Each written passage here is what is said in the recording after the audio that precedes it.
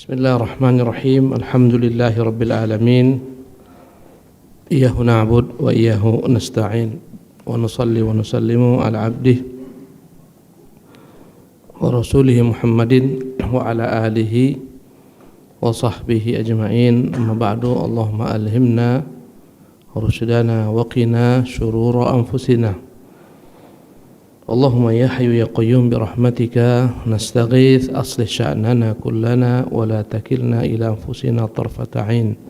Allahumma arzuqna al-ikhlasa fil qawli wal 'amal wa fis sirri wal 'alan. Para hadirin, para hadirat, ikhwan maupun akhwat fillah, alhamdulillah dengan taufik Allah semata kembali Allah kumpulkan kita di masjid yang luar biasa keberkahannya ini, yang begitu makmurnya, sesuai dengan namanya Baitul Ma'mur, dan sungguh makmurnya masjid antum ini. Saya sampai saat ini belum menemukan masjid yang ada kamar liftnya kecuali di masjid Baitul Ma'mur. Subhanallah, luar biasa. Setiap saya kemari semakin banyak fasilitas, kemudahan-kemudahan yang Allah berikan kepada masjid ini karena berkahnya dia. Dan tentunya keberkahan ini tak lain daripada keikhlasan para jemaah, para pengurus, juga ilmu yang tak pernah jenuh disebarkan di masjid ini. Dari situlah turun keberkahan. Jemaah yang dimuliakan oleh Allah Subhanahu wa taala, malam hari ini kita akan melanjutkan pembahasan kitab Mukhtasar Minhajul Qasidin. Tema kita malam hari ini tentang penjelasan apa itu dunia. Kapan dunia menjadi tercela bagi seseorang, kapan dunia ini menjadi terpuji baginya. Karena hakikatnya dunia tidaklah dicela dan taklah dipuji, tapi bagaimana manusia menyikapinya. Berkata Ibnu Qudamah rahimahullah dalam kitabnya ini, setelah kita mengucapkan pujian-pujian kepada Allah Subhanahu wa taala, qad sami'a khalqun katsirun dhamma ad-dunya mutlaqan. Sebagian orang banyak mendengar tentang celaan terhadap dunia secara mutlak. Fa'taqadu أن الإشارة إلى هذه الموجودات التي خلقت للمنافع. Maka mereka menganggap celaan ini semua kembali kepada apa yang terdapat di dunia ini daripada berbagai macam fasilitas dan manfaat. Fa'aradu amma yuslihuhum minal mata'imi wal masyarib.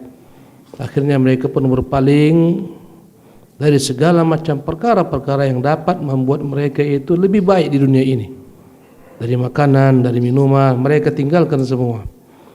Ini adalah syubhat ahli ibadah, yang mereka menganggap dunia ini tak boleh dimanfaatkan, dunia harus tinggalkan semuanya. Sehingga mereka meninggalkan segala sesuatu yang baik-baik, makanan yang baik, minuman yang baik. Ya, mereka menganggap dunia ini semuanya tercela, harus dijauhi. Maka ini adalah pengertian yang salah. Waqad wada'a Allahu fi ittiba' tawqan an-nafsi ila ma yuslihuha. Allah telah menciptakan dalam setiap fitrah manusia insting manusia ingin senantiasa mendapatkan kebaikan bagi dirinya, yang memperbaiki dirinya. Ya. Fa kullama taqat mana'uha. Maka kaum ini, kelompok ini, manakala mereka berhasrat kepada sesuatu yang baik-baik, rupa makanan yang baik-baik, minuman yang baik-baik, pakaian yang baik-baik, maka mereka bahkan mencegah jiwa mereka untuk mengkonsumsi makanan yang baik-baik, minuman yang baik-baik, memakai pakaian yang baik-baik. Semua mereka hindari. Ya, mereka lebih mengutamakan makanan yang buruk kualitasnya, pakaian yang buruk, tak mau yang namanya menurut mereka dunia dan kemewahan. Mereka tinggalkan semua. Dhannan minhum anna hadha huwa zuhdul murad. Mereka menganggap inilah hakikat daripada zuhud, meninggalkan dunia secara total, tak mengambil bagian daripada kenikmatan dunia secara total. Fa'aradu amma yuslihuhum minal mata'imi wal masyarib. Ya, kata beliau, anna hadha huwa zuhdul murad wa jahlan bihuquqin nafsi. Ya, mereka tidak mengetahui bahwasanya diri kita ini, jiwa ini punya hak untuk mendapatkan makanan yang baik, minuman yang baik ketika ada. Apa salahnya? Nabi yang mulia sallallahu alaihi wasallam, kalau dihidangkan kepada beliau makanan yang baik-baik, beliau makan. diundang untuk menyantap makanan dari kambing, dia hadiri, didatangi. Ya, kalau mereka ini, kaum ini, semua yang dianggap mewah, baik, mereka tinggalkan. Wa ala hadza aktsarul mutazahhidin. Inilah cara beragamanya kebanyakan orang-orang yang menganggap diri mereka zuhud, al-mutazahhidin. Ya, pakaian pun tak mau yang bagus-bagus, bahkan tak mau yang rapi-rapi. Kalau pakaian yang kusut-kusut itulah yang paling baik menurutnya. Pakaian yang tak dicuci itulah tanda zuhud. Kalau mencuci baju, cinta dunia, sehingga pakaian putih berubah menjadi kuning. Ini contoh. Ada. Ini keyakinan sebagian ahli ibadah yang taat, beribadah tapi tak tahu kepentingan dirinya. Subhanallah. Sementara Islam mengajarkan agar orang senantiasa dalam keadaan bersih. Allah katakan wa thiyabaka fatahhir. Bajumu bersihkan. Warujza fahjur. Segala macam kekejian, kesyirikan tinggalkan. Ini ada perintah mensucikan luar, zahir, pakaian bersihkan. Perintah mensucikan batin, dalammu, hatimu bersihkan daripada segala macam kejelekan, kesyirikan. Islam memperhatikan zahir dan batin. Ya, mereka tidak. Bahkan Nabi pernah marah kepada sahabat karena mereka datang salat Jumat memakai pakaian kerja sehingga masih tercium aroma kerja mereka, keringat mereka. Nabi ingatkan mereka agar berpenampilan rapi ketika dalam momen-momen seperti ini berkumpul banyak orang. Dan ini bukan terlarang. Ya. Wa innama fa'alu dzalika liqillatil ilmi. Mereka lakukan ini semua karena miskinnya ilmu, karena kurangnya ilmu. Wa nahnu nasda'u bil haqqi min ghairi muhabatin fa naqul. Maka kita akan nyatakan inilah kebenaran dan kita tidaklah dalam hal ini berbasa-basi lagi. Kita akan terangkan bukan ini pengertian zuhud itu. Bukan ini yang diinginkan oleh Allah Subhanahu wa taala. Allah merintahkan kita untuk mengambil daripada bagian kenikmatan hidup di dunia ini. Dari pakaian yang baik-baik, minuman yang baik-baik, makanan. Qul man harrama zinatallah allati akhraja li ibadihi. Katakan Muhammad, siapa yang berani mengharamkan segala macam perhiasan yang telah Allah ciptakan untuk hamba-hambanya? Wat thayyibati min rizqi, dan rezeki yang baik-baik. Siapa yang mengharamkan? Kalau ada, nikmati. Jangan ditolak. Ya. Qul hiya lil ladzina amanu fil hayatid dunya khalisatan yaumil qiyamah. Katakan Muhammad, segala perhiasan hidup yang ada di alam raya ini untuk orang beriman. Di dunia orang kafir tu orang kafir tu numpang dengan kita.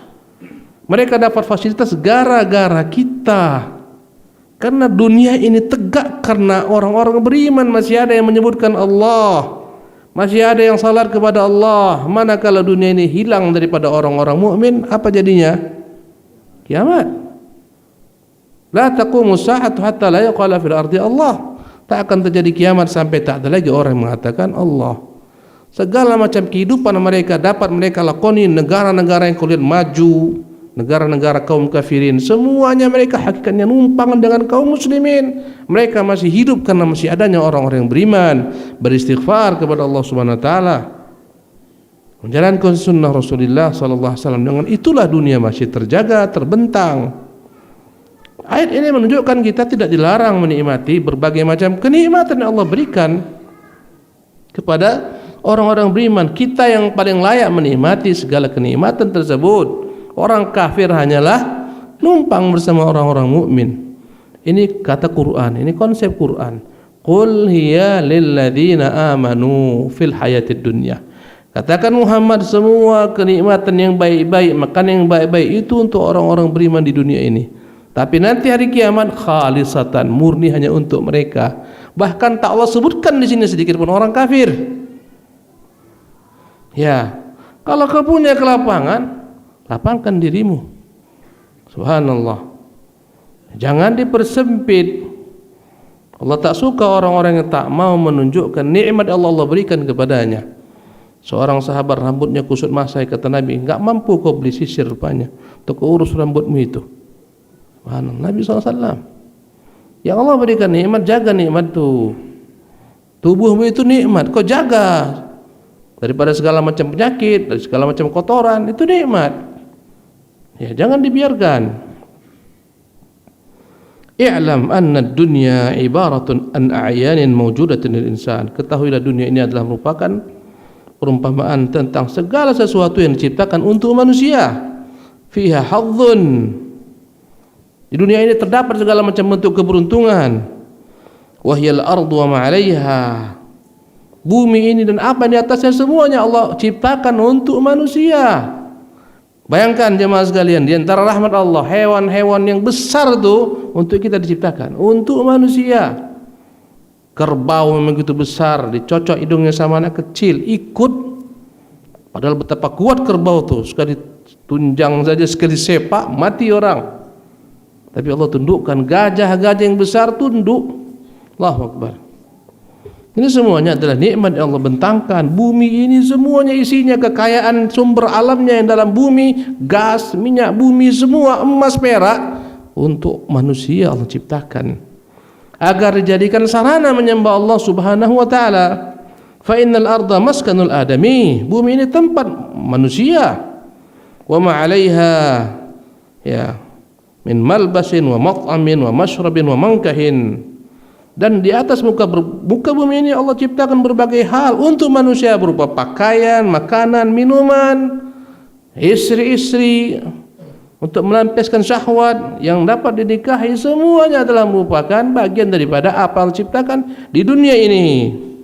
Wa kullu dzalika 'alafun lirahilati badanihi. Semua fasilitas di atas berupa makanan, minuman, pelampiasan syahwat, pakaian, tempat tinggal, ini semua bagaikan alaf, bagaikan makanan bagi kendaraan. Kendaraan itu unta, tak akan jalan tanpa ada alaf, tanpa ada makanan yang diberikan kepadanya. Tak diberikan rerumputan, unta tak jalan. Mobil tuh kok tak diisi bensin, walaupun sampai miliaran harga mobil, tak diisi bahan bakar, bisa jalan dia? Tak bisa. Walaupun sekian M harganya, kenapa tak jalan? Habis bensin start. Kita itu pun demikian.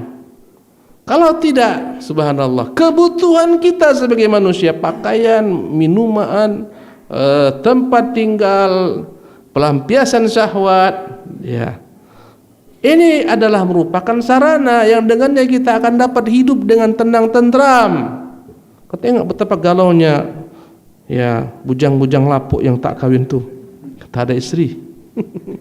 Subhanallah. Ya, akhirnya selalu galau aja. Semuanya tak konsen, tak fokus. Ngaji pun tak fokus. Ya, ini karena tak ada bujang lapuk ini. Fokus semua kulihat. Subhanallah. Ya, ini semua harus. Ini adalah merupakan alafun, makanan, sarana untuk tubuh. Lirahilati badanihi as-sa'ir ila Allah azza jalla, yang mana setiap orang kita ini sedang berjalan menuju Allah Subhanahu wa taala. Cepat lambat kita akan sampai tujuan. Kita berharap kita membawa bekal kepada Allah Subhanahu wa taala. Ya, tentunya supaya sampai ke sana perlu bahan bakar. Ya. Bahan bakar badan kita ini bukan premium, bukan pertalit. Apa bahan bakarnya? Kelapa muda, jus mangga, ada bahan bakar. Ya, nasi biryani dan semacam ini bahan bakar. Antum kalau dari pagi sampai sekarang tak makan, tak sampai ke masjid nih pasti goyang. Subhanallah. Ya. Kata beliau, fa innahu la yabqa illa bihadhihi al-masalih. Tak akan mungkin manusia dapat eksis kecuali dengan mewujudkan kemaslahatan di atas kebutuhan-kebutuhannya. Ya.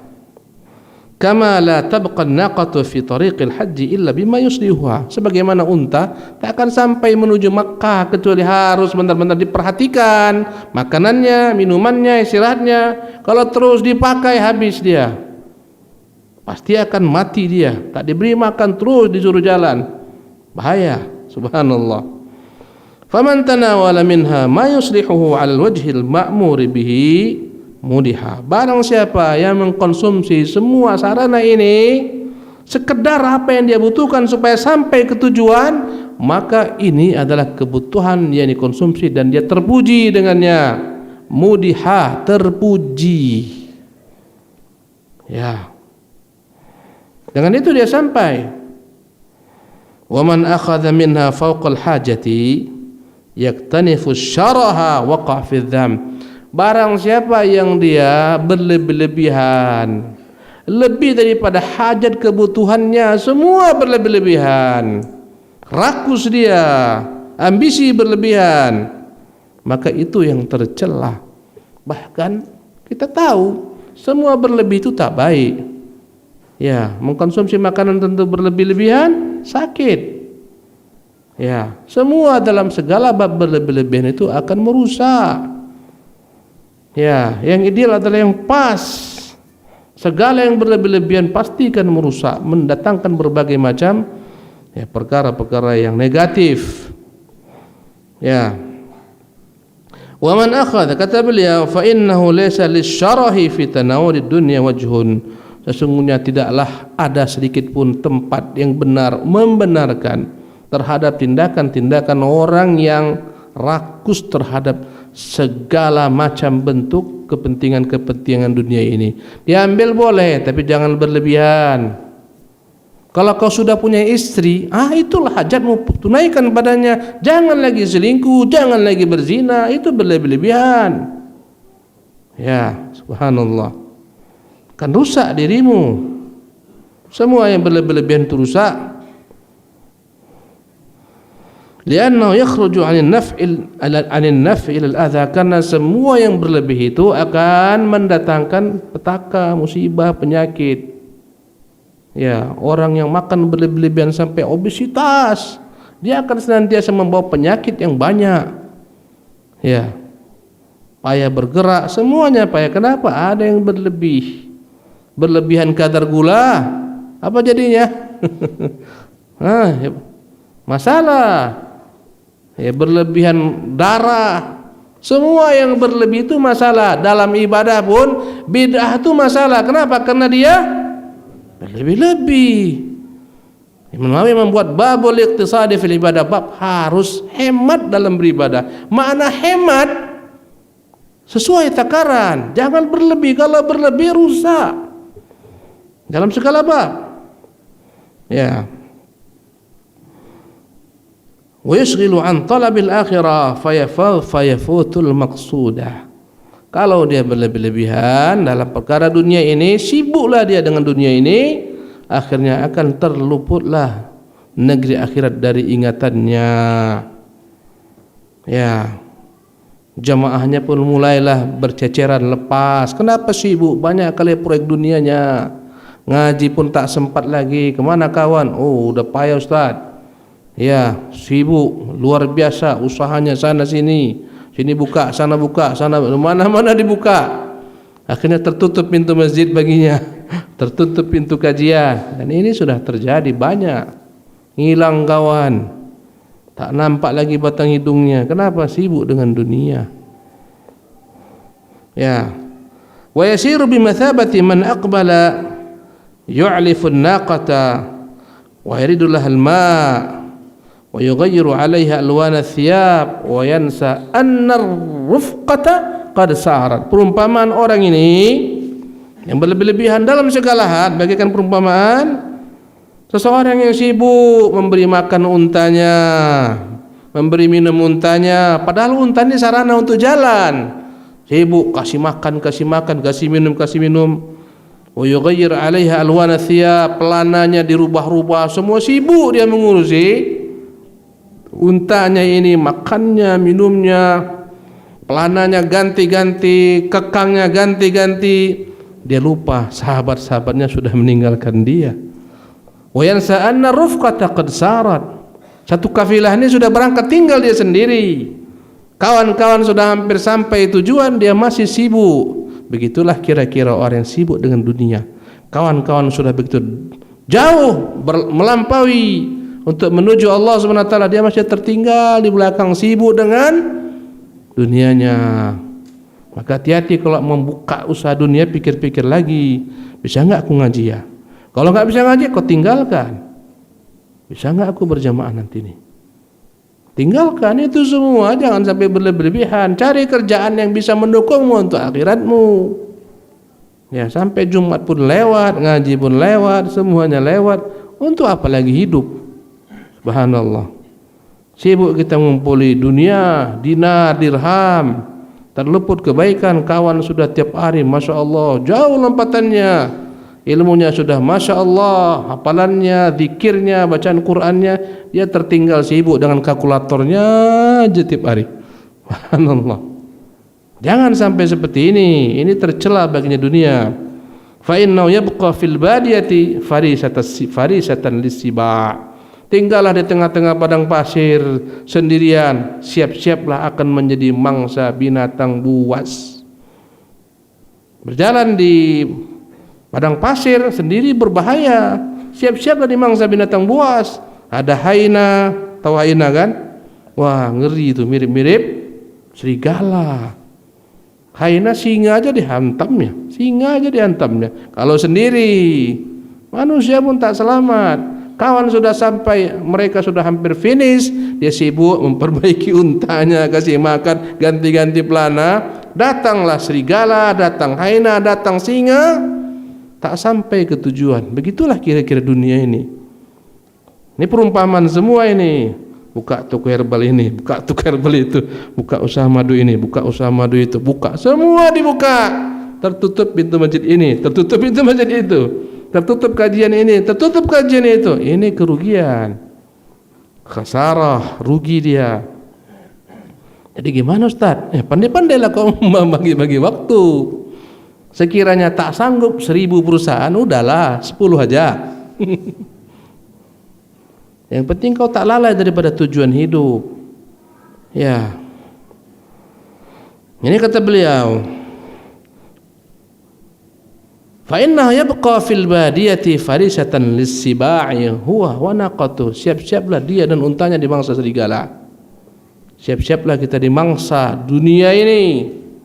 Akhirnya tak ada bekal. Ya, bekal dunia banyak, tapi hanyalah merupakan bekal untuk ahli waris saja. Semua mobil-mobil mewah tinggal untuk ahli waris, rumah-rumah semua tinggal. Dia pun ya merana karena tak punya bekal. Kenapa tak punya bekal? Disibukkan dengan dunia. Wala wajha aidan lit-taqsiri fi tanawulil hajah. Lianna an-naqata la taqwa 'ala as-sayri illa bitanawuli ma yuslihuha.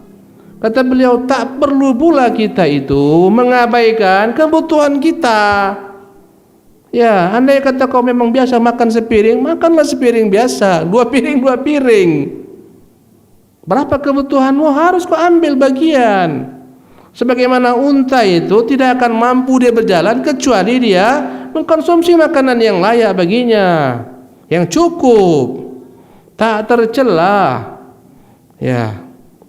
Fattariqus salimu hiyal wusta. Jalan yang ideal adalah jalan pertengahan. Tidak berlebih-lebihan dan tidak sama sekali kau ambil. Ya, ahli dunia berlebih-lebihan. Ahli ibadah pun berlebih-lebihan, sama-sama berlebih-lebihan. Yang benar pertengahan. Ahli ibadah saking kuatnya ibadah, baju pun tak tercuci lagi udah. Kerja pun ditinggalkan, istri pun kelaparan, anak pun kelaparan. Hidup daripada belas kasih manusia. Ini ahli ibadah yang menyala dalam beragama. Subhanallah. Ahli dunia, istrinya gemuk-gemuk. Mohon maaf ibu-ibu ya, enggak nyinggung ibu-ibu. Anaknya pun demikian, dia pun semua pokoknya kebutuhan semuanya. Ya, jasmani selesai, bahkan berlebih-lebihan, tapi rohaninya kropos. Tak ada padanya ilmu sama sekali, tak ada ibadah. Ini juga musibah. Subhanallah. Ya. Anaknya sehat walafiat tubuhnya, jasmaninya, rohaninya kosong. Tak diajak ngaji, tak diajarkan Quran, tak disekolahkan agama, tak diperhatikan sholatnya. Untuk apa hidup seperti ini? Untuk apa kita hidup? Kita hidup itu bukan untuk dunia, kita hidup untuk ibadah. Kata Allah, "Wa ma khalaqtul jinna wal insa illa liya'budun." Tidak aku ciptakan jin dan manusia kecuali untuk ibadah, bukan untuk hidup di dunia ini. Dengan mengumpulkan sebanyak-banyaknya dunia, lupa tujuan awal. Wahya an yu'khadha minad dunya qadra ma yahtaju ilaihi minaz zad lis-suluk. Yang ideal adalah engkau mengambil berapa yang kau butuhkan. Bahkan jujur banyak penyakit kita dalam tubuh kita ini gara-gara berlebihan mengkonsumsi apa? Makanan.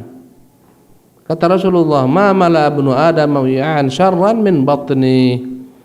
Tidaklah ada wadah yang paling buruk di isi anak Adam melainkan perutnya. Fa in kana la budda fa'ilan, hendaklah kalau memang dia harus membuat full perutnya, dibagi-bagilah. Thuluthun li ta'ami, sepertiga untuk makanan, thuluthun li syarabi, sepertiga untuk minuman, thuluthun li nafasi, sepertiga untuk bernapas. Penuh semua tak bisa bernapas. Subhanallah. Ya. Wa in kana mustahan, walaupun memang dia memiliki keinginan melampiaskan syahwatnya, jangan berlebihan. Fa inna i'ta'an nafsi ma tashtahi 'aunun laha wa qada'un li haqqiha. Memberikan apa yang dibutuhkan diri ini akan membuat diri ini eksis, dapat menunaikan kerja-kerjanya. Ya, maka berikan hak-haknya. Kenapa karyawan tetap betah kerja berpuluh tahun? Karena diberikan haknya, diberikan gaji. Dengan gaji itu dia bisa untuk mengkonsumsinya, untuk membeli makanan, minuman, tempat tinggal, bayar rumah, macam-macam. Istrinya, anaknya. Cobalah bandingkan 1 bulan karyawan tak digaji. Bisa enggak PT itu berdiri lagi? Hancur. Subhanallah. Harus diberikan haknya. وقد كان سفيان الثوري يأكل في أوقات من طيب الطعام. Adalah Sufyan Tsauri, ya, terkenal dengan keilmuannya. Dia jika memiliki kesempatan pada waktu-waktu tertentu, dia makan makanan yang baik-baik, dia konsumsi yang baik-baik, yang bagus-bagus. Ya, wa yahmilu ma'ahu fi safaril faludhaj. Dia bahkan bawa makanan ekstra yang lezat, namanya al-faludhaj. Al-faludhaj ini mirip dengan apa kita bilang? Agar-agar. Setelah agar-agar apa? Selain agar-agar, puding. Itu faludhaj itu. Ya. Ini makanan orang-orang kaya. Al-faludhaj ini makanan raja-raja. Saya teringat kisah Abu Yusuf Al-Qadhi, muridnya Abu Hanifah, yatim dia. Tiap hari dia belajar sama Abu Hanifah, datang ibunya. Ditarik ibunya. Makan apa kita kok tiap hari belajar di sini? Bapakmu udah meninggal, bantu ibu bekerja ini. Tiap hari tarik, subhanallah. Akhirnya bosan, dibilangnya Abu Hanifah, kok kasih apa anakku ini? Kami perlu makan, bukan ilmu. Subhanallah. Apa kata Abu Hanifah? Hai ibu, aku sedang ngajari dia makan faludhaj. Ya, makan mahal kali itu. Memang dasarku gila, kata ibunya. Subhanallah. Akhirnya Abu Yusuf Al-Qadhi menjadi qadhi, menjadi orang yang dihormati, didudukkan sebagai hakim besar oleh khalifah. Suatu ketika dia sama khalifah sedang duduk bersama, didatangkanlah ketika hidangan al-faludhaj. Dia tertawa. Khalifah bilang, kenapa kau tertawa? Khalifah, aku ingat dulu. Kenapa dulu? Aku dulu belajar tiap hari, ibuku marah. Kata Abu Hanifah, anakmu ini ku ajarkan makan faludhaj. Ini gara-gara faludhaj ini ya. Sekarang ku lihat ini sendiri. Subhanallah. Maka kita orang tua jangan anggap ilmu itu tak menghasilkan uang. Subhanallah. Ilmu itu menghasilkan dunia akhirat. Jangan sampai kita zuhud menyekolahkan anak ke sekolah agama.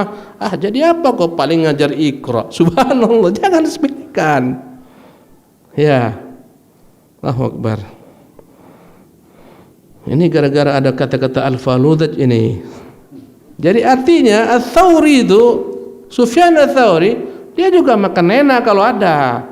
Jangan ditolak makan enak kalau ada. Dan jangan dipaksa. Kadang orang demi makan enak, utang sana utang sini, ini yang musibah. Kita harus menyesuaikan kemampuan kita. Jangan sampai bayang-bayang kita lebih tinggi daripada diri kita. Ya, gajinya 0,5 M. Pengeluarannya 2 M. Bahaya. Sesuaikan. Kata beliau, wa kana Ibrahim ibnu Adham ya'kulu min at-thayyibat min ba'dil awqat. Ibrahim ibnu Adham ini semua tokoh-tokoh besar, jadi panduan bagi umat manusia, terkenal dengan ilmunya, dengan ibadahnya, kezuhudannya. Mereka juga makan yang baik-baik. Wa yaqulu, dan berkata Ibrahim bin Adham, idza wajadna akalna aklar rijal. Kalau dapat kesempatan makan, kami makan sebagaimana lelaki-lelaki sejati yang makan. Wa idza faqadna sabarna sabra rijal. Kalau tak ada makanan yang mau dimakan lagi, kami pun bersabar sebagaimana bersabarnya laki-laki sejati. Itulah kehidupan. Nabi SAW kadang-kadang datang kepada istrinya, apakah ada kira-kira yang bisa dimakan? Dia bilang, ya Rasulullah, tak ada yang mau dimakan. Kata Nabi, idzan asbir wa asbir. Kalau gitu saya sabar, saya puasa. Subhanallah. Kata ibunda kita Aisyah, kadang 3 kali bulan muncul, tak pernah kami memasak apapun di rumah, tak ada yang mau dimasak. Bertanya lagi tu Urwah, jadi bibi makan apa? Kami hanya makan kurma yang dapat, kurma dan air, al-aswadan, kurma dan air. Sampai kata Aisyah, pernah aku di rumah tinggal punya, ya subhanallah, punya 3 kurma, mau ku makan, datang seorang ibu, ya membawa 2 anak perempuannya, meminta kepadaku makanan. Aku cuma punya 3 kurma, aku berikan 1-1. Anaknya makan 2-2 dan dia akan makan. Ketika akan makan sudah habis kurma anaknya, karena lama tak makan. Akhirnya dua-duanya minta kurma yang seharusnya punya sang ibu, dia bagi 2, dia berikan kepada anaknya. Ibunda kita takjub bagaimana pengorbanan seorang ibu. Maka dia sampai kepada Nabi apa yang dilihat. Kata Nabi, sesungguhnya ya Allah beri uji dengan perempuan, 2 perempuan, dan dia berusaha untuk mengayominya, menafkahinya, akan menjadi penghalang baginya dari neraka Allah Subhanahu wa taala. Ya, maksudnya kadang-kadang mereka tak punya juga makanan. Kalau andai kata diundang, Rasulullah tak menolak undangan. Subhanallah. Ada makan enak dia makan. Salawatu Rabbi wa salamu alaihi. Wal yanzur fi sirati Rasulillah sallallahu alaihi wasallam. Hendaklah kita itu berkaca, memandang, melihat bagaimana sebenarnya kehidupan Rasulullah sallallahu alaihi wasallam. Fa innahum ma kana lahum ifratun fi tanawul dunya. Mereka tidak berlebih-lebihan tamak dalam mengambil segala macam kehidupan di dunia ini. Ya, tidak mereka ambisi berlebih-lebihan, menjadikan dunia sebagai tujuan, lupa akhirat. Wala tafrid fi huquqin nafsi. Mereka pun tidak pula mengabaikan hak diri mereka. Ya, tetap diberikan hak. Ya. Wa yanbaghi an yatalammaha hadzan nafsi fil mushtaha. Fa in kana fi hadhiha hifdhuha wa ma yuqimuha wa yuslihuha wa yunshituha lil khairi fala yamna'uha minhu. Hendaklah seseorang selalu melihat apa kebutuhan jiwanya, apa keinginannya, apa yang disenanginya. Andai kata dengan mengkonsumsi apa yang disenangi jiwa itu, membuat jiwa akan dapat eksis, kuat, semangat, beribadah menyembah Allah Subhanahu wa taala, maka jangan ditahan, laksanakan saja. Makan, ambil, konsumsi supaya kau kuat beribadah kepada Allah Subhanahu wa taala.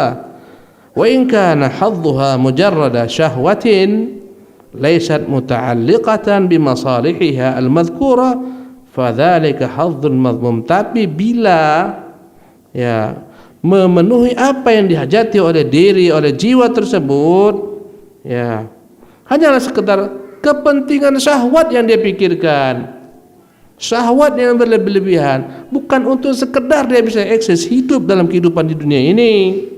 Ya, maka ini adalah perkara yang tercela karena sudah berlebihan. Wazuhdu fihi yakun. Zuhud itu yaitu di tengah-tengah antara 2 perkara ini.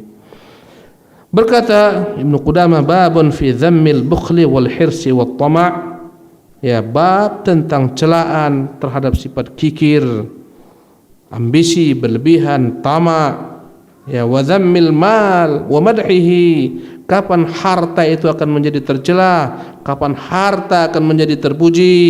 Wa madhil qanaati was sakha, terpujinya orang-orang yang memiliki sifat dermawan, baik. Wa nahwi dzalik. I'lam, berketahuilah. Ini bab yang baru ya. I'lam annal mala la yudhammu lidzatihi, ketahuilah harta itu enggak dicela zatnya. Ya, mobil enggak boleh dicela. Mobil yang baik, rumah yang baik jangan dicela. Bal yaqa'u dzammu li ma'nan minal adami, akan menjadi tercela bagaimana makhluk bernama manusia yang diuji dengannya. Wa dzalikal ma'na imma syiddatu hirsihi, akan tercela ketika dia begitu ambisi memperolehnya. Atau tanawulihi, terlampau ambisi mengkonsumsinya, makan ambisi, minum ambisi berlebih-lebihan, akhirnya kekenyangan, akhirnya terduduk tak bisa beribadah. Atau tanawulihi min ghairi hilli, atau mendapatkannya bukan dengan jalan yang halal. Ini yang harus diperhatikan. Ya, tak dicela dunia ini hukum asalnya. Kecuali bagaimana seorang menyikapinya jika dia ambisi berlebihan terhadap dunia ini, mendapatkannya dengan menghalalkan segala macam cara yang haram pun dia tempuh, ketika itu dia tercela.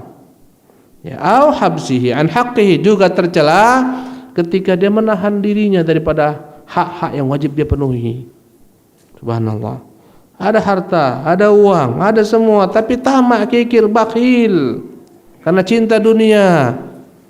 Ya, bajunya baju yang paling buruk padahal uangnya banyak, bukan gara-gara zuhud tapi gara-gara bakhil.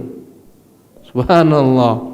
Makanannya pun demikian, dia mampu membeli makanan yang lezat tapi tak pernah dia sama sekali konsumsi, beli karena kikirnya. Ini tercela. Kata beliau, au ikhrajuhu fi ghairi wajhihi, juga akan tercela ketika harta ini didistribusikan pada tempat-tempat yang tidak layak, menghambur-hamburkan harta bukan pada tempatnya. Ini akan tercela seseorang. Kalaupun sumber income-nya halal tapi dia hartanya dia limpahkan kepada tempat-tempat yang haram, tercela. Dibuat untuk berpoya-poya, dibuat untuk berjudi. Subhanallah, dia akan tercela. Awil mufakharatu bi, akan tercela juga ketika dia menjadikan dunia sarana berbangga-bangga, menyombongkan dirinya dengan dunia yang dia miliki, harta, jabatan, kekuasaan. Ini akan menjadi tercela. Walihada qala ta'ala, karena itulah Allah berfirman, innama amwalukum wa auladukum fitnah, sesungguhnya harta-harta kalian, anak-anak kalian, semuanya adalah merupakan ujian. Jadi harta tak tercela kecuali jika mencarinya dengan asyarah, dengan rakus, dengan ambisi berlebih-lebihan, sehingga tak lagi mempedulikan halal maupun haram. Tercela. Kikir, tak mengeluarkan harta, tak diberikan hak harta, tercela. Atau dia keluarkan hartanya pada tempat yang tidak dihalalkan Allah Subhanahu wa taala, ini tercela. Atau dia berbangga-bangga dengannya, ini tercela. Kalau tidak itu semua, maka terpuji. Wa fi sunan Tirmidzi an Nabi sallallahu alaihi wasallam annahu qala, dalam Sunan Tirmidzi bahwasanya Rasulullah bersabda, ya, madhibani ja'iani ursila fi ghanamin, tidaklah ada dua ekor serigala dikirim kepada sekawanan kambing bi afsadalaha, ya, tidak lebih dahsyat kerusakannya, ya, min hirsil mar'i 'alal mali wa syarab, daripada kerusakan orang yang tergila-gila ambisi mengejar harta dan jabatan.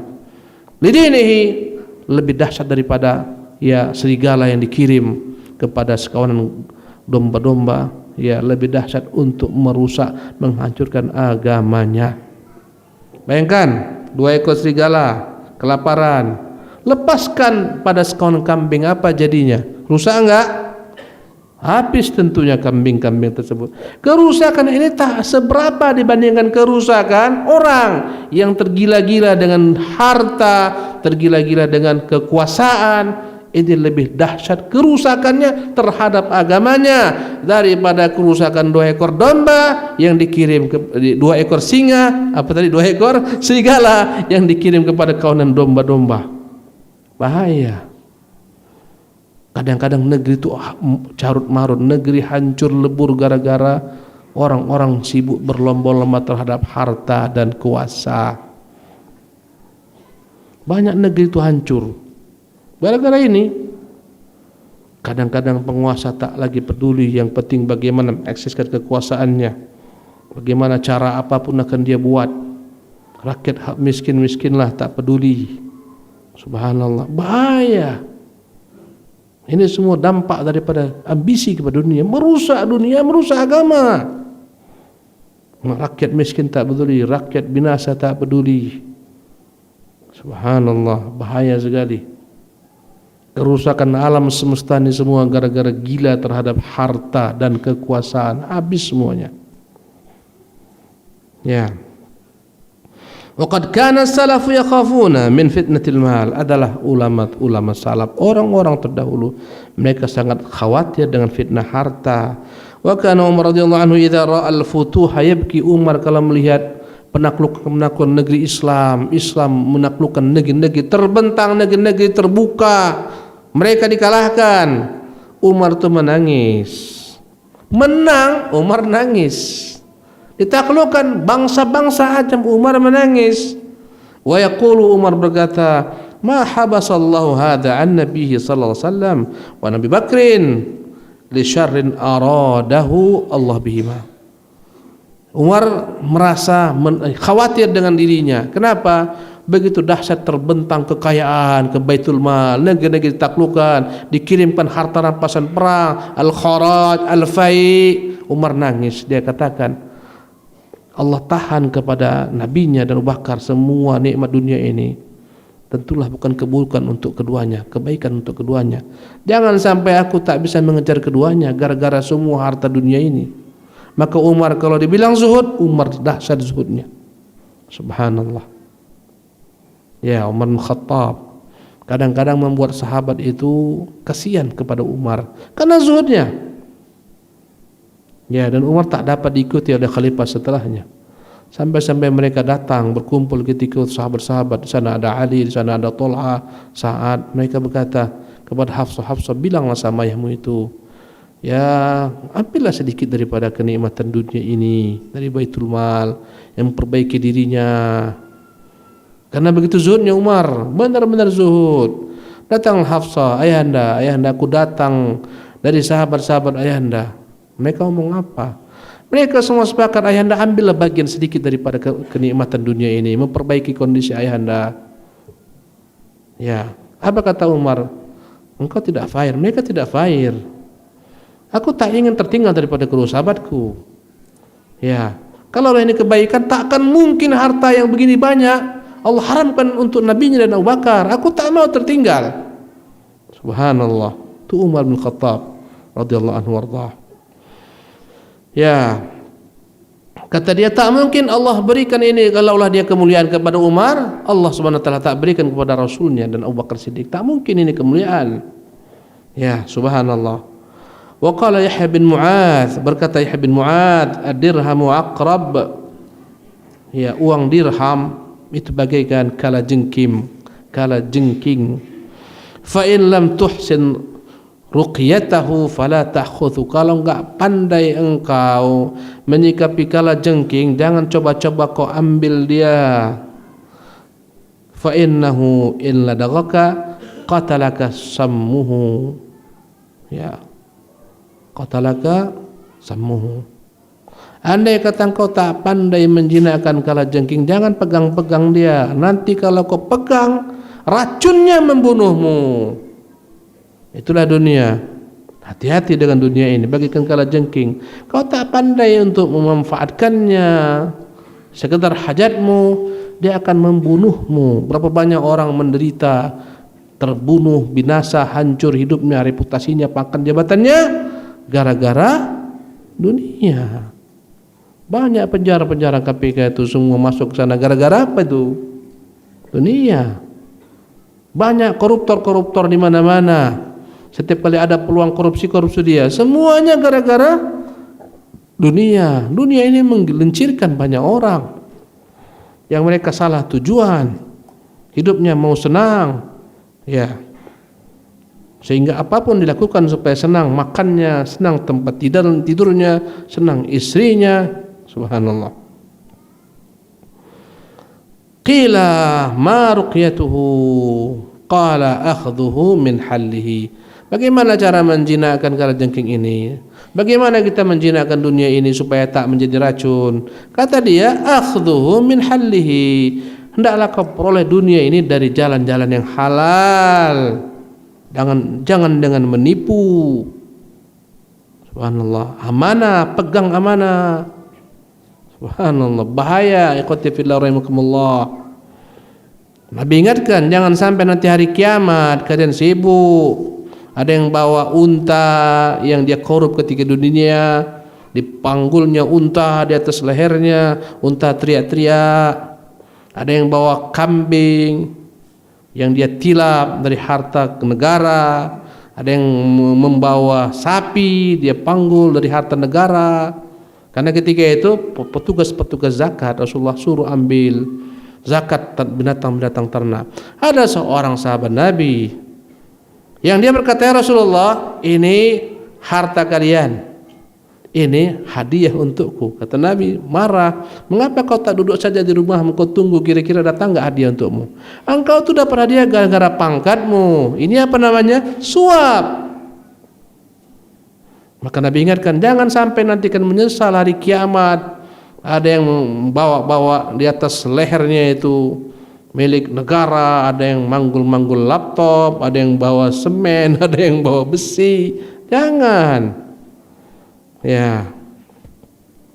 Maka supaya selamat daripada dunia ini, ambil dengan jalan yang halal. Falyanzur insanu ila ta'amih. Hendaklah manusia melihat kepada makanannya itu dari mana kau dapatkan.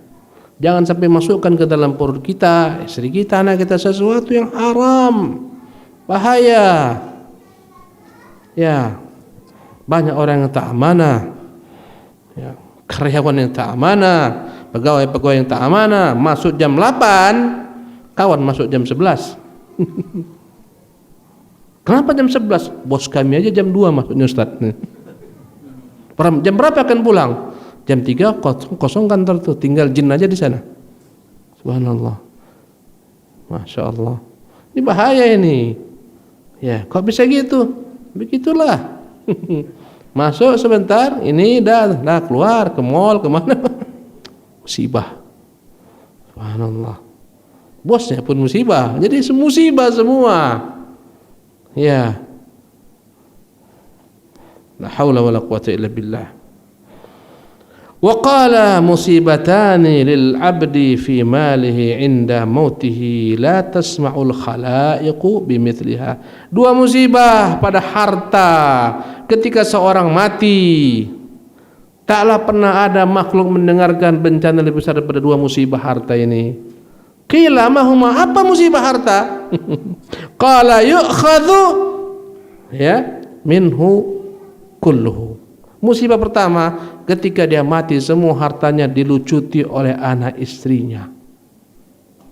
Subhanallah.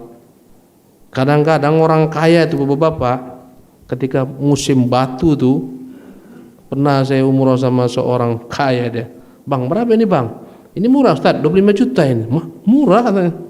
Ini lebih murah lagi, ini 10 juta katanya. Subhanallah. Ini ada sertifikatnya nih Ustaz. Dalam hati saya, ngeri kehidupan orang nih. Subhanallah. Subhanallah.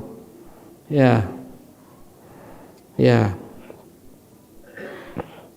Nanti ketika dia mati, dibawanya dilepas. Mungkin kalau dia punya gigi palsu tapi dari emas bahannya, dicopot sama anaknya itu.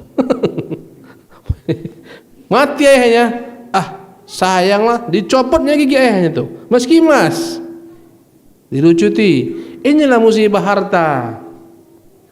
Kita sibuk setengah mati sampai overtime tiap hari sampai sakit kuning gara-gara ngejar uang, mati habis, dicabut, ditinggalkan semua. Yang menikmati anak istrinya. Habis masa iddah sang istri, mobil mewah yang dia banting tulang mendapatkannya, kadang-kadang korup lagi. Udah laki-laki lain yang jadi supir, lebih muda, lebih ganteng daripada dia. Kawan disiksa di kuburnya. Subhanallah, mempertanggungjawabkan harta yang dia dapatkan dengan jalan haram, dinikmati oleh anak istrinya, bahkan suami baru istrinya. Makanya hati-hatilah, waspadalah. Waspada dengan harta, kau tinggal nanti itu. Ya, tak usah terlampau kita ya pikirkan kali harta dunia ini, kita tinggal nanti itu. Yang lain yang akan menikmatinya. Inilah dua musibah pada harta. Pertama, yu'khadhu minhu kullu, akan diambil darinya semua hartanya. Bahkan bukan hanya ketika meninggal, sudah terduduk sakit, udah stroke, anak-anaknya sudah tak peduli lagi. Panggil siapa yang panggil pembantu, perawat ya. Nah, suster ya. Hah? Bukan baby nih. Ini bukan baby lagi nih. All sister ya. Ya, Masya Allah, tak peduli lagi sama ayahnya. Sudah stroke, bibir sudah merot-merot, tangan sudah baling-baling. Si ibu dia udah mulai bagi-bagi sama adik-adiknya, yang ruku sana kau ya, aku ruku sana ya. Subhanallah, kawan dah gini-gini ya. Inilah dunia yang kita sibuk cari itu. Subhanallah, bertahun-tahun kita cari dunia. Kadang suksesnya ketika sudah berusia kepala 40 tahun baru sukses. Kadang 50 tahun baru sukses. Kalau sudah 40 tahun orang akan bicara, obat apa yang paling bagus? Udah obat aja dibicarakan. Obat apa? Rumah sakit mana yang mantap? 40 tahun udah bicaranya obat tuh. Nah, sibuk dengan herbal tuh. Subhanallah, apalagi 50 tahun. Baru sebentar nikmati, yang bertahun-tahun dia membangun bisnis, bertahun-tahun sebentar nikmati sudah stroke, sudah ya ginjal gagal, sudah gagal ginjal. Subhanallah, macam-macam penyakit berdatangan. Sudahlah, sibuklah anak-anaknya, istrinya pun sudah sibuk-sibuk ini. Andai kata 2-3 istrinya mulailah berebut tuh, mulailah pasang strategi. Subhanallah. Inilah dunia yang kita cari. Mau lagi cari dunia? Maulah. Gak mungkin tertinggalkan karena kita masih dunia. Tapi ingat, jangan jadikan dia sebagai tujuan. Jangan lupakan tujuan hidup. Itu maksudnya. Jangan sampai setelah kajian ini besok semuanya tak ada lagi ke perusahaan. Bahaya, salah pemahaman itu. Ya, habis subuh semua terduduk di sini berzikir semua. Nggak kerja kan? Apa dunia itu Ustaz? Jangan. Saya tak katakan demikian. Harus dicari. Umar tuh pagi hari jalan ke masjid. Kalau ada orang dalam masjid, Umar pukul. Kenapa kau di sini? Jangan kau tunggu-tunggu hujan lemas dari langit, keluar. Kata Umar, aku itu akan kagum dengan seseorang sampai ku tahu kalau dia nganggur, jatuh dari mataku dirinya. Subhanallah. Maka tak boleh nganggur. Ada di sini pengangguran? Tak ada, insyaallah. Ini yang pertama. Yang kedua, wa yus'alu anhu kullu. Semua harta yang didapatkan akan dia pertanggungjawabkan, akan ditanya Allah Subhanahu wa taala. Sudahlah disita daripadanya ketika mati. Yang kedua, ditanya semua, dari mana kau dapatkan ini? Subhanallah. Dan dalam bab amanah, ikhwati fillah rahimakumullah, tak ada istilahnya kecil. Ada seorang budak diberikan kepada Nabi SAW, dibawa Nabi ikut dalam peperangan. Dia sibuk memperbaiki unta Nabi, tiba-tiba datang anak panah menembus dirinya, jatuh langsung mati. Berkatalah para sahabat, hani'an lahu bisyahadah, nikmatnya lah pemuda ini mati syahid. Kata Nabi, kalla, tidak, innahu min ahlin nar, budak ini penghuni neraka, fi aba'atin ghalla, karena dia telah mencuri ya baju atau selendang atau kain yang belum dibagi-bagi kepada para mujahidin. Setiap kali menang ada harta rampasan perang. Harta rampasan perang ini amanah, belum dibagi dia selipkan satu, diambil satu jubah, dimasukkan ke dalam tasnya. Subhanallah. Diperiksa sahabat, tasnya memang betul ada jubah.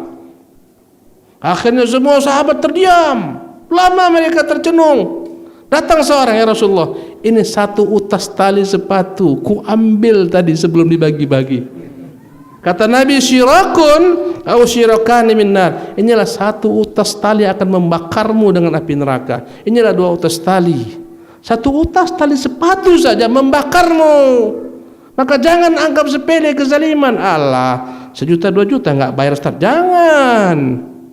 Seperak pun utangmu kau bayar kalau mau selamat.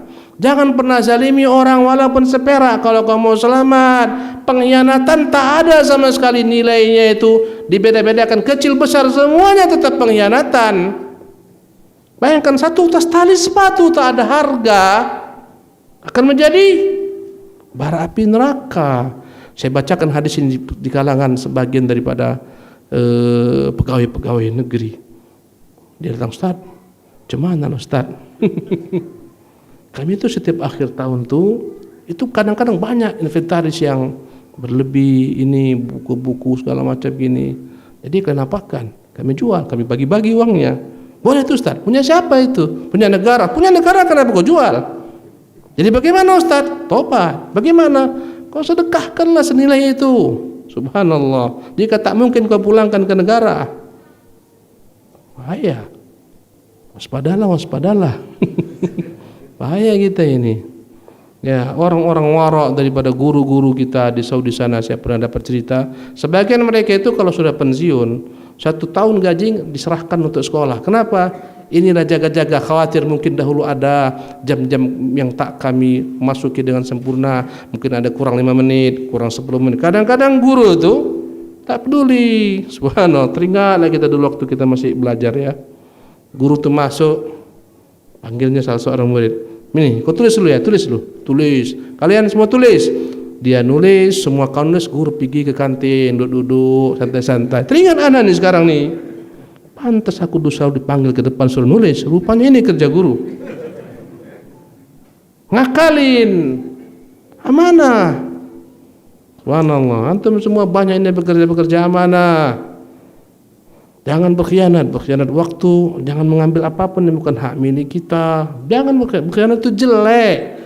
Kadang-kadang hanya paling berapa kilo kabel yang di setiap hari dibawa, kadang-kadang tembaga, timah dibawa, diselipkan di tas. Paling nilainya cuma 1 kilo, 2 kilo, masuk penjara, dipecat, habis. Pengkhianatan itu jelek. Jangan berkhianat. Di dunia saja sudah jelek, apalagi di akhirat. Maka hendaklah kita berusaha selalu memperhatikan diri kita, harta kita, dari mana dapatnya. Jangan sampai kita memakan sesuatu yang haram. Ya, sudahlah harta tinggal untuk ahli waris, kita disiksa dengan ya harta yang kita dapatkan dengan jalan-jalan haram.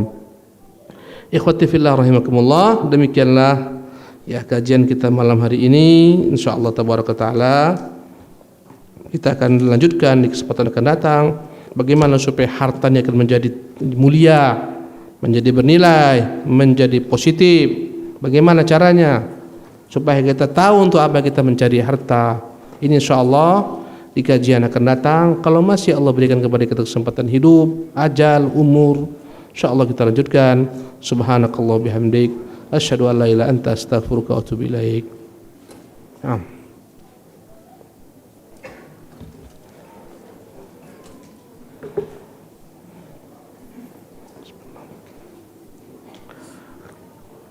Ustaz, apakah menampakkan kenikmatan yang Allah berikan itu termasuk pamer, berbangga-bangga? Dan apakah pamer itu termasuk perbuatan cela? Jawabannya tergantung niat. Menampakkan nikmat itu tergantung niat.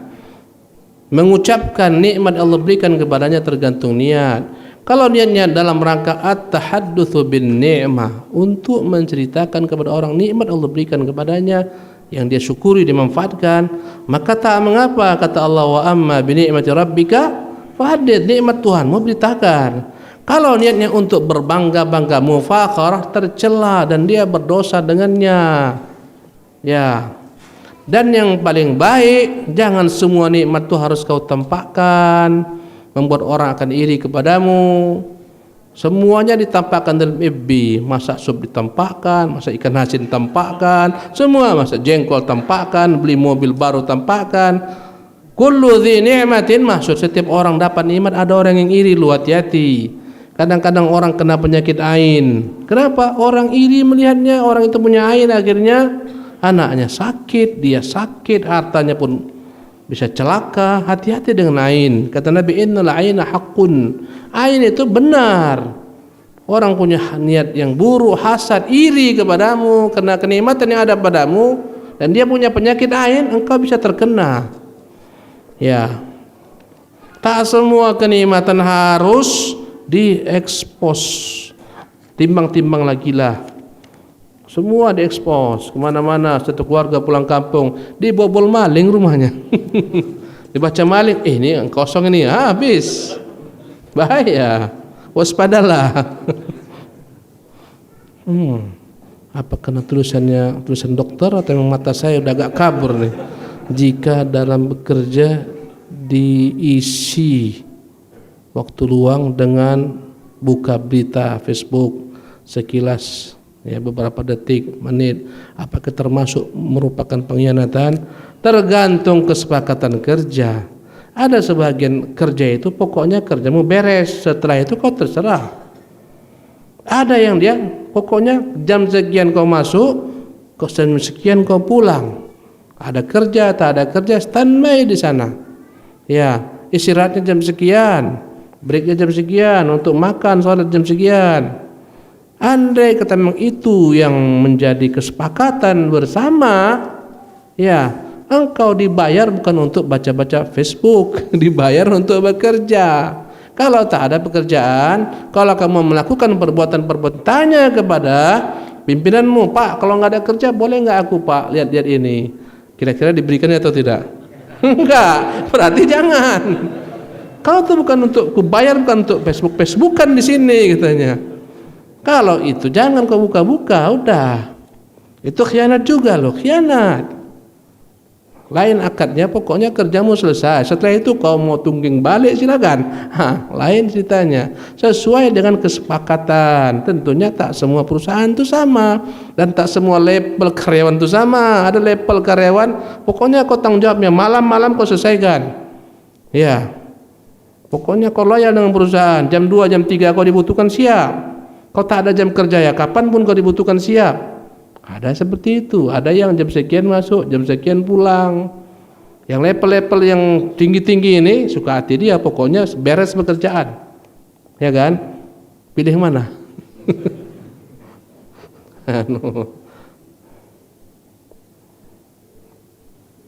Ya. Bagaimana Islam membatasi seorang istri dalam mencari nafkah? Apakah syarat dan ketentuannya ada sehingga seorang istri membantu suami dalam bekerja di luar rumah? Istri dalam agama kita tidak diwajibkan untuk mencari nafkah. Kewajiban nafkah ada di pundak suami. Kalaupun istri itu mencari nafkah, membantu suaminya, maka boleh-boleh saja selama memang tidak keluar daripada batasan-batasan syariat. Istri sahabat juga membantu suaminya.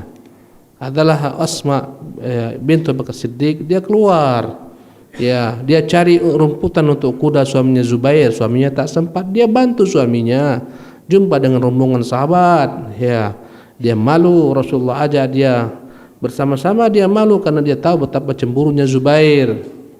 Artinya Asma juga keluar rumah, Asma juga mencari rumput-rumput membantu suaminya Az-Zubair. Boleh sang istri keluar rumah untuk membantu suaminya, tentunya dengan batasan-batasan syariat, tapi hanya sekedar membantu, bukan dia tulang punggung.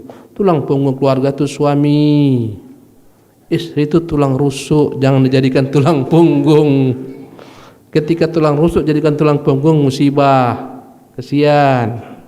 Ya, subhanallah. Suami harus kasihan kepada istrinya. Dia harus tanggung jawab. Ya, yakinlah Allah akan bantu engkau. InsyaAllah Allah akan bantu. Berprasangka baik kepada Allah Subhanahu Wa Taala. Ya, suruhlah istrimu bekerja di rumah saja. Lebih baik bekerja di rumah. Anak bisa terpelihara, terpantau. Subhanallah. Ya, bisa dia untuk menjaga rumah suaminya. Kalaupun di luar, ya jagalah batasan-batasan syariat. Allahul musta'an. Jadi nggak ada batasannya. Yang penting adalah tidak bertentangan dengan agama. Ya, kalau bertentangan, kerjanya campur baur, masalah. Kerja sampai melalaikan kewajiban, salah. Ini semuanya salah. Kalau nggak terlalaikan kewajiban, terpenuhi semuanya, nggak ada masalah. Apakah zalim seorang suami yang menuntut istrinya bekerja karena membantu menafkahi keluarga, gaji suami tidak mencukupi? Inilah dilema. Allah musta'an wa alaihi tuklan.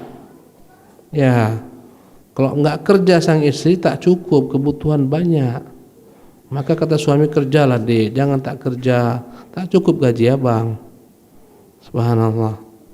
Ya, ketika itu istri berusaha membantu suami atau mencari solusi lain. Hijrahkah, pindahkah, dan segalanya. Bumi Allah ini luas, pekerjaan pun banyak. Tak semua orang harus bekerja semuanya di perusahaan. Bisa bekerja di rumah, bisa berjualan, macam-macam. Allah bentangkan semua kemudahan, jual beli online, macam-macam cara. Ya, kasihan istri-istri kita. Saya kasihan lihat perempuan-perempuan yang kerja kadang masuk shift malam. Ya, subhanallah, pulang pagi hari, kesian. Kota-kota industri seperti Batam, seperti Cikarang itu mirip-mirip itu. Mirip-mirip aja. Pulang diantarkan pagi-pagi, kesian mereka, ya Allah. Kadang-kadang terpaksa ditinggalkan anaknya karena shift malam. Tinggalkan suaminya karena shift malam. Kok rela suami? Kok rela suami? Kemarin Ustaz, kebutuhan ekonomi. Ya, aku tak tahu jawab, tapi kalau aku tak akan izinkan istriku. Itu sekarang. Aku suruh baik-baik kau di rumah, aku carikan untuk nafkah, apapun ku buat. Ya, tiap orang beda-beda kapasitas keyakinannya kepada Allah. Tak bisa kita samakan. Ya. Kalau aku, udah aku resign terusan, duduk di rumah baik-baik. Itu aku. Kamu tak sama dengan aku. Maka fatwaku tak bisa sama. Subhanallah. Iya. Mohon maaf atas segala macam khilafan. Subhanakallah bihamdik, asyhadu an la ilaha illa anta, astaghfiruka wa atubu ilaik. Assalamualaikum warahmatullahi wabarakatuh.